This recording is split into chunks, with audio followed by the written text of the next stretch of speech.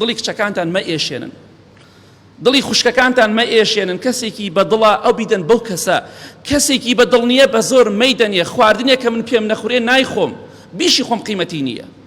ئێستا هەر کەسێک لە ئێمە هەندێک حەزمان لە هەندێک خواردن نییە، دەی کچەکەی تۆش خوشکەکەی تۆش حەزی بە فڵان کەس نییە شووی پێ بکە، مەیدەرێ دوایە بێتە قوڕێک بۆ تۆ، بۆ بنەماڵەکەیشت، بۆ کەسوکاری هەردوو لە پرس بە ئافرەت بکەنەوە. پێغەمبەری خوایە صلی الله علیه وسلم مەڵێ من چۆن پیاوێکی وەک من باڵابەرز و نازانم چی من پرس بە ئافرەت بکەم، بۆ تۆ چی دەچاو پێغەمبەری خوا صلی الله علیه وسلم؟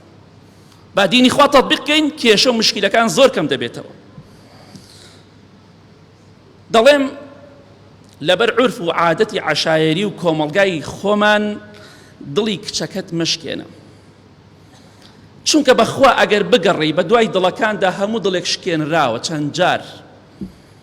چەندەها گەنج هەیە ئێستا دانیشتون و لە شوێنەکانی تریشە بە کچ و بە کوڕەوە دڵیان شکاندونە، باوە دەمەوێت فڵان کەس بهێنم، نابێت، خزمی خۆم و بۆ دێنم.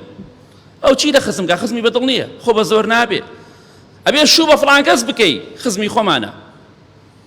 ئەم عورف و عادەتە هۆکارێک بووە بۆ زۆربوونی کۆمەڵێک تاوان، خیانەت، زینا، خۆکوشتن، خۆسووتاندن، خۆخنکاندن، لەبەر ئەوەی کە بە دڵی ئەو هەڵسوکەوتن نەکردووە. کەسێکی بە دڵ نییە فەقیرە مەیدە بە شوو بە زۆر، چونکە ئەمە زوڵمێکی گەورەیە خوا لێت قبوڵ ناکات.